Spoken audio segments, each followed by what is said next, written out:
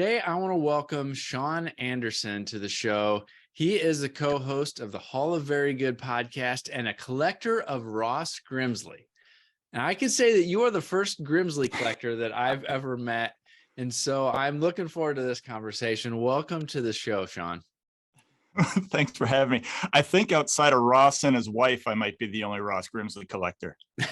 Well, that is maybe some good company. I feel like I'm the same way. I've got a relatively small Thad Bosley collection, and it's relatively small because I think he only has about 60 something cards total over the course of his career. And so I can kind of relate a little bit on some of those obscure players. Well, it's a lot easier too, right? I mean, when there's a finite amount of cards and, Topps and the like, Panini aren't putting something out every year, it's easier to collect those guys. So, it keeps the pocketbook down too. For sure. Yeah, I want to start with the story behind Ross Grimsley. Where did that connection come from?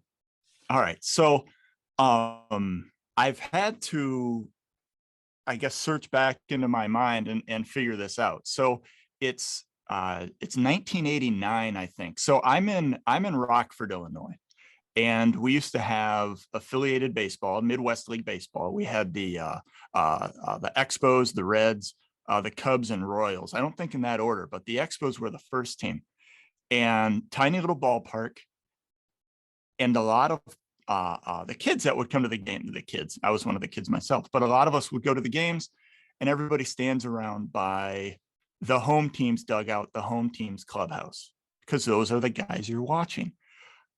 I thought I'd be cool if I found out of the teams that were coming in, their coaches and managers and whoever, if they used to play. Okay. So back then you had Rick Anderson was a pitching coach, I think, with Kenosha. Ron Gardenhire, before he, made it to the majors as a manager, was a manager. Grimsley was the pitching coach for the Burlington Braves. Okay. Now, I only knew him from, this awesome 81 Topps card that, now I find a lot cooler, I guess, now than I did then. But I only knew him from that. And I remember I had the cards. I took it to him and he was signing. I called him over to the fence. He took the card and he left with it. Like, he was not mean, but he left with it and he disappeared. And then he came back and he was laughing. And evidently he went and showed, the fellas, because as he told me, he's like, you don't see a lot of these, nowadays or whatever. Now, granted, then it was only 8 years from the card coming out to me meeting him, which now seems like, you blink and it's 8 years. But back then, for me at least, it seemed like it was forever ago. So he came back and said, you don't see a lot of these. He signed the card for me, gave it back. I put it, in a binder. It sits there forever. When we launched the Hall of Very Good online, you need a logo. And for whatever reason, a buddy of mine, I was using a zoomed in picture of that card as my MySpace profile picture. And that then became the logo for the site, an animated version of that. Now, when that becomes your MySpace identity, it then becomes where you go with everything. And so I started picking up more I realized that I had more Grimsley cards than I thought. I started picking up some cards. Again, like I joked with you about Bosley, there's not a ton out there, so it's not like, Bowman's not putting out Grimsley cards or Thad Bosley cards in their next set. You don't have to worry about, there being a new Prism card that you absolutely have to get a 1 out of 1 or however many out of 50 or whatever it is. Yep. So Grimsley then became my guy because I've always been a collector. This basically allowed me to zero in on one thing, if that makes sense. Mm-hmm. Instead of going, I collect, wrestling figures. Well, every 4 months, there's 25 new figures that come out. You're not going to get all of them. Grimsley, it's really easy. He had 11 cards. And then he had minor league cards. And then you start finding, then there's Kellogg cards, and there's Hostess cards. And then there's, the bottom of the Slurpee cup or whatever it is. So the start of it was a chance encounter 30 some odd years ago that's turned into this weird, I'm a contrarian by nature. So it turned into this weird, well, if you're collecting Ken Griffey Jr., I'm collecting the weirdest dude that you never knew existed. Yep. Very, So, very cool. yeah. We've got that Midwest League connection because I grew up just north of Peoria. And so the Peoria Okay. Chiefs were my Midwest League team when the Cubs were the affiliate at that point when I was growing up. And so I got to see, Rafael Palmeiro and Jerome Walton, Mike Harkey, the Ty Griffin and Earl Cunningham, those guys that, didn't really necessarily pan out. But there were some big players that came through there. But I was focused purely on the Chiefs players. I didn't go to the level that you did to scout the teams that were coming to see who I might be able to track down. So I've got my share of Cubs prospect autographs when they were minor leaguers, but I didn't really go that route of seeing who is going to be coming from the other teams. You mentioned Griffin and Cunningham. I've got somewhere in the house, I've got baseball signed by both Ty Griffin and Earl Cunningham because they were big guys that then came through town. Yeah. So you got that. I remember Tom Gordon came through with the Appleton Foxes. A couple years after that, Alex Rodriguez comes through. Now, I'm about the same age as Alex Rodriguez. So that's, at that point, it was kind of weird to, chase somebody down who's your, almost your same age to get their autograph. So we sent a buddy's little brother, and for the record, Alex turned him down. He turned down a 9-year-old back in 93 or whatever the heck it was. But you mentioned the Chiefs. I remember I was so disappointed. Damon Berryhill went down for a rehab assignment. So I dug through and I found my Damon Berryhill cards. And then he went, I don't know how he escaped us because, man, we were staked out at the clubhouse, but he played in the game. And then, like whatever fairy dust, he disappeared and none of us were able to get anything signed by him. Because, of course, we thought he was big stuff back then. Yeah. Yeah. People overlook that kind of low level affiliated baseball and kind of what you can stumble across and some of the players that you end up seeing years later when you check out some of those games. So yeah, Midwest League affiliate, A affiliate baseball, it's good stuff. So this Grimsley collection, you mentioned, he doesn't have a ton of stuff. Yes. What's that collection look like now? Okay. So I've got, all right. So this is where it gets weird, right? So I started just by I wanted to get one of each of his cards. So he goes 72 tops up into 81 tops. And then there's an 81 Fleer where you can pick up cards easily. And then, like I said, there's the Hostess, there's the Kellogg's. And then there's the magazines that he was in. Well, at some point in there's like a friendship that starts where he tells me you need to try to find this magazine. And then I did. It's a French equivalent to Playboy that he did an interview in 1979 that I read for the, I read for the articles. But there's 6 game used baseballs that I picked up, 2 of which are high school. 1 is from when he was with the Reds, and 3 were from when he was in Indianapolis in the minors in AAA. There's not his freshman year high school yearbook, but his high school's yearbook from his freshman year. There's I'll have to send you pictures, but it's one of these things where it's I was always Rich Davis, right? The Boggs father. Yeah, he was actually one of the last couple interviews. Yep. Oh, I missed that. I apologize. Yep. I'll have to listen to it. So I've known Rich for years. And when he sits there and goes, man, I just bought my 3rd pair of Wade Boggs shower shoes. Right, right. To me, that's cool stuff. Other people, again, it's, I've got, not me, but people that, I've got, PSA, whatever, graded. Okay, great. The thrill of it is trying to track down that stuff that the other guys might not have. So, I mean, it's, yeah. So what it looks like now is, some cards, and then figuring out, okay, well, now I need all of his cards encased. Now I need all of his cards autographed. Now I need a spare set of his cards. Sure. And then it's, the old top 70s, the checklist cards. Okay, well, there's the team picture on the front. There's my guy, so I need that one now. Yep. And then so it spirals out of control is what it looks like. There's one piece that remind me when we're done, I'll tell you about. Okay. I'm afraid to mention that I have it in case that I'm not supposed to. Okay. How's that for Interesting. a tease? I am intrigued. But Yeah. yeah, so there's it's weird, right? And you know this from having the show. Then you have people who do card art, Sure. and then they'll send you card art that they've done.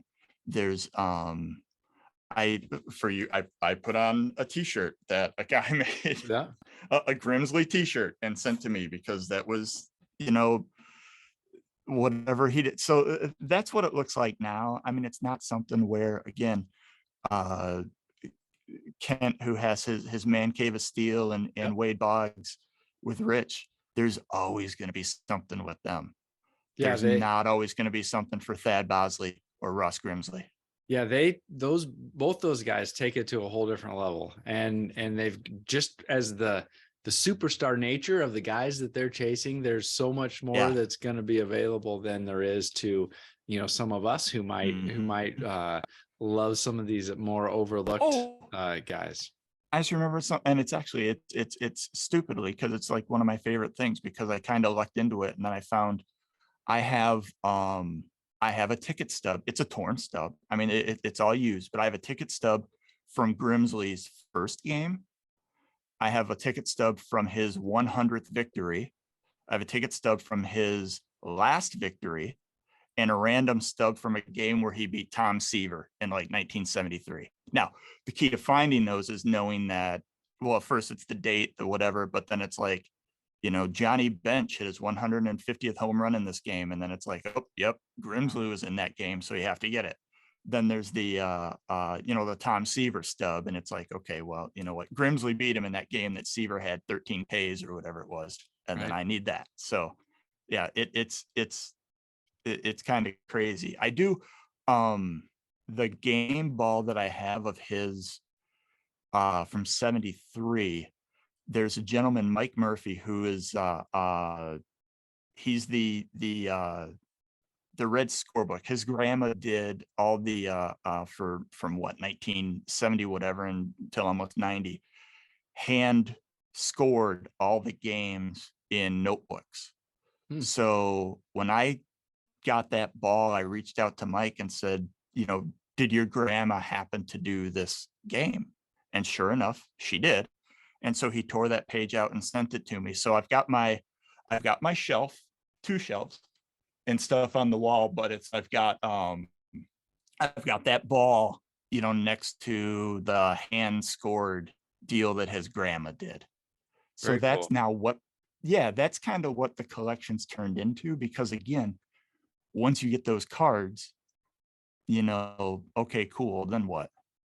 You've got, you talked about the story behind that first meeting when you got that card autographed, but then you've just shared some pretty unique pieces that you've been able to acquire over the years.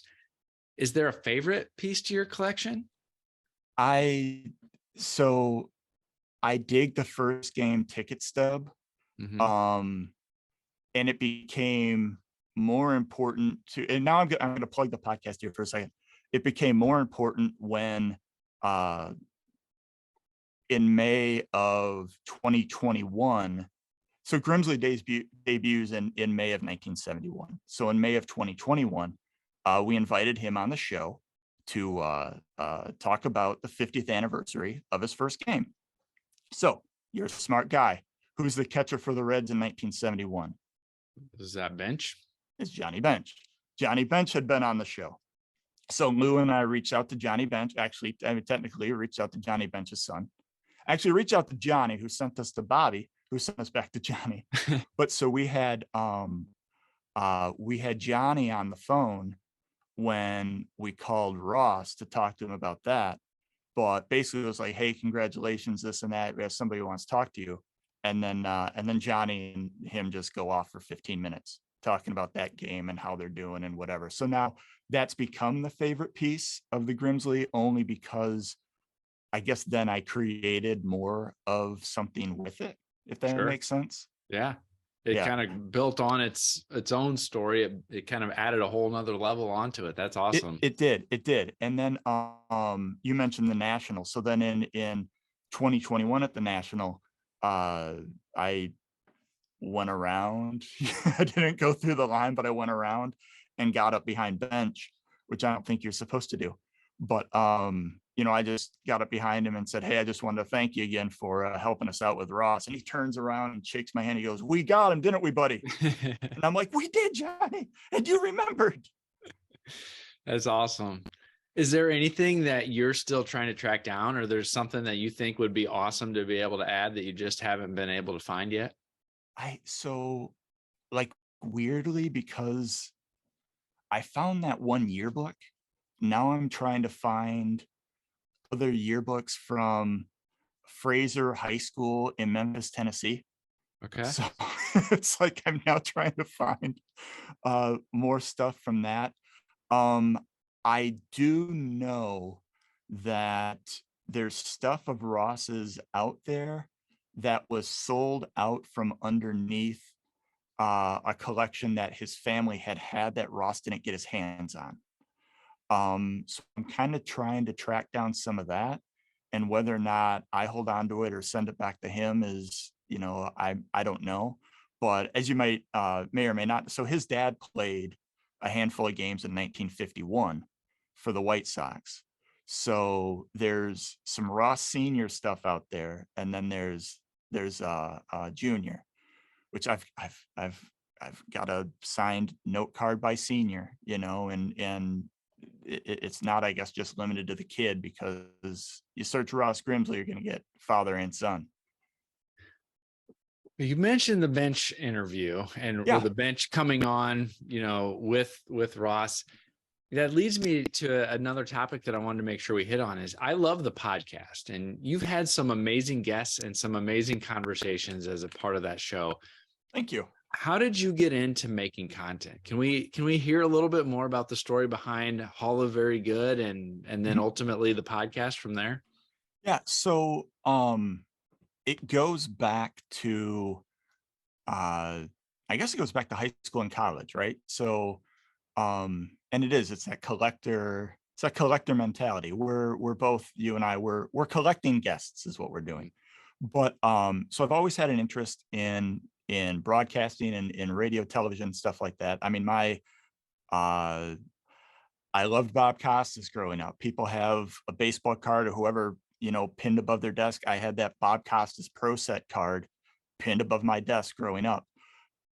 I went to college and got into like the TV and radio program. And I still have here decades later, I have a career in television on the content creation side and the production side. And I've always kind of been that content creator. And I referenced lovingly, jokingly, whatever you want to say, MySpace earlier. And I would write Hall of Fame write-ups of people who should be in the Hall of Fame. Because again, the contrarian in me isn't to write about Jim Palmer. It's to complain to whoever will listen why Ron Guidry isn't in the Hall of Fame. That's a whole different story. Those types of guys. Yep. And somebody was like, you should really do a blog. And I'm like, what is this? So sure enough, then that turns into, I'm writing that. For whatever reason, it got a little bit of traction. Lou gets on board. We create it. I'm not yada-yadaing my, meeting Lou, but Lou gets on board. We turn it more into more water cooler. Think Cut 4 before MLB was doing Cut 4. And is it Cut 4? That's what it is, right? I think Yeah, so. yeah. So I mean, your gossip stuff, your mugshot stuff. Uh, uh, Remember Chris Benson? His wife gets arrested. There's that stuff. That's the weirdly, it's the underbelly, the gross stuff that people tend to gravitate toward. We also then still liked doing these interviews and Hall of Fame type, you know, uh, what do you want to call it? Your deep dives Sure. into why and whatever. And then we both kind of decided that what we really like is talking to these guys. And then it's like, well, why are we talking to them and transcribing interviews when we could be talking to them and recording them and put them out? I mean, it's far easier to Right. just record and edit than it is transcribe.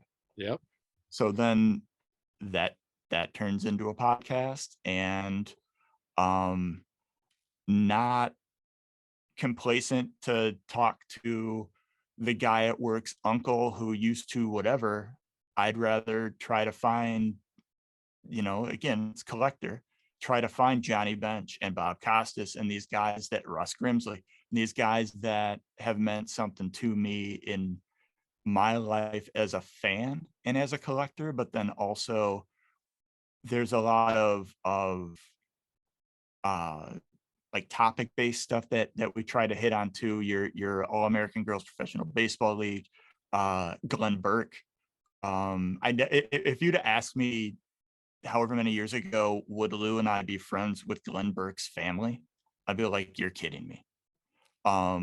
Because Lou introduced me to Glenn's story, and then we found some people who knew, that were in that orbit, and then now I get random text messages from Lutha, and that's Lutha's Glenn's sister, and it's now we're family.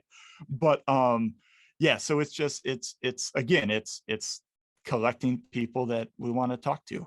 I guess sounds bad, sounds like a serial killer, but no, it's finding the people, and I don't know, I just love the hustle.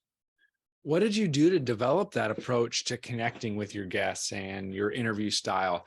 Was that because of, kind of the background that you talked about and being in somewhat in media and broadcasting that helped develop that skill and that approach to be able to connect and interview? Or was that something that you guys just developed along the way? We're both there's no other way to say it, but to swear, we're both bullshit artists, and we love talking to people. um and that's essentially where it's come from. Yeah. And I know, I don't remember if you had talked to Lou about this, but Lou goes in with an open slate. I mean, he's off the top of his head. I'm more analytic, where I have like bullet points, because I always like to have an out. I always like to know where I can go with something.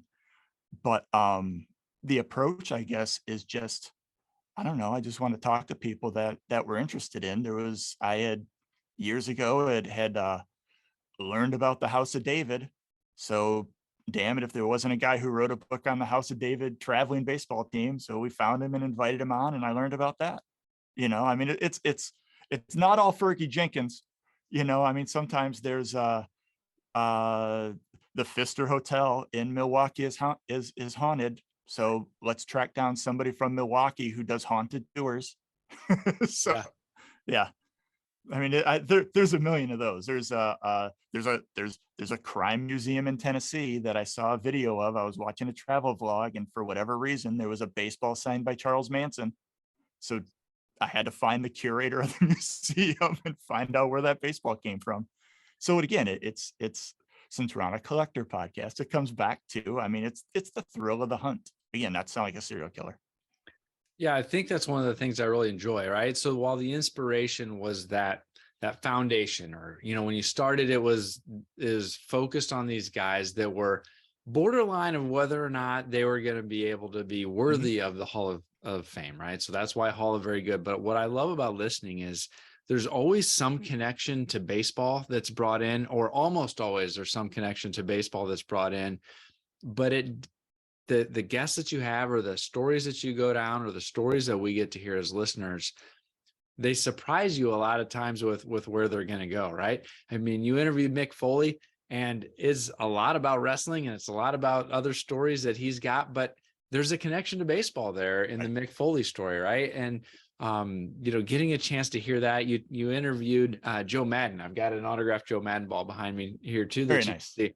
But a big chunk of that interview was related to baseball, but it wasn't just baseball. There was some life in there that you got to hear about too in that conversation that I think is really cool. And you guys just have that way of being able to get them to kind of get your guests to take down their guard a little bit and just talk like a couple of guys sitting around a table, playing cards or having a drink or whatever it might be. And I think that's really cool. So if anybody out there has not checked out Hall of Very Good, I definitely recommend it. And recommend that you add that to your podcast feed for sure. Oh, thanks. Do not listen to any of the Greg Kreindler interviews. No, I'm just kidding. I'm kidding. Yeah, you've got everything from card artists to athletes to, like you said, just topics covering, baseball related stuff that people might want to hear about, just kind of shooting the breeze and that kind of stuff. So I wanted to hear a little bit more about kind of what that inspiration was and kind of how you developed that field, because I think it's pretty unique amongst us. No offense, us amateur video or content creators or show producers. We're not the big networks, producing shows, but you guys have a unique feel that we don't necessarily get to hear from a lot of the big boys. And so I appreciate that. Yeah. Well, and some of it too. Well, thank you. I like hearing that. And some of it too is just, I'm on the internet a lot, and I see a lot of stuff, and I'll sit in, like with what I do is I'll go to, various conferences and stuff, and there will be people from, like the Fox network will be up there, and they're talking about their new show, and I'm going through and I'm trying to figure out, I'm like, okay, no, so this is one that got away was David Allen Greer. You remember from In Living Color. Yep. And so when he's on stage, I'm like, man, so there's going to be a meet and greet with David Allen Greer. How do I try to get him on the podcast? And then I'm like, aha, in 1981, David Allen Greer played Jackie Robinson in a play off Broadway that only lasted like however many shows. Yep. So then sure enough, when you're going through shaking hands, you introduce yourself. Hey, I have a baseball podcast. I'm wondering if you want to come on and talk about, the first. And then all of a sudden, he's excited because you just referenced this thing that he did. Yeah. And then, and then he tells you he'll do the show, and then sends you to his publicist, and then the publicist says, no, he's too busy. Yeah. But I'm always trying to think, we had a couple of years ago, Mickey Dolenz of the Monkees, the drummer of the Monkees, was the highest, the most listened to podcast or downloaded or whatever it is of that year. And the drummer of the Monkees, what's his connection to baseball? He was in a celebrity baseball team, the Hollywood Stars, with Alice Cooper, or not the Hollywood Stars. What is it? The Vampires or whatever it's called. But anyway, it's him and Alice Cooper and a bunch of other guys played baseball. There's the hook. Yeah. Always just to anybody who, anybody who cares at this point, always find, there's always that hook. Everybody's held a baseball or gone to a game or at least clicked through on the television. And if you've done that, we'll talk to you. Yeah. Very cool. Well, hey, I really appreciate you coming on today, Shawn, spending a few minutes talking about Grimsley, talking about the show. If somebody has not found you yet, or they want to connect with you, where can people find you and where can people find the show? So literally anywhere you can listen to a podcast, you can hear us. Just put in Hall of Very Good. Now, online, you're going to find other, because of course it's Hall of Very Good it's our name, but it's not a term that's unique to us. People use that term all the time, but if you look for me on Twitter, it's my name, it's Shawn Anderson, but it's at HOVG. And then Lou is Lou Olson, and he's Lucifer Olson on Twitter. There's the Facebook page, there's a website, but just you put in Hall of Very Good and you should be able to find us. And if not, ask Mike, he'll send you in our direction. That's right. I'll put links in the show notes. So you can always just go there and find the links to both Lou and Shawn and the show. So Thanks again, Shawn. I really appreciate you coming on today. Anytime. Thank you.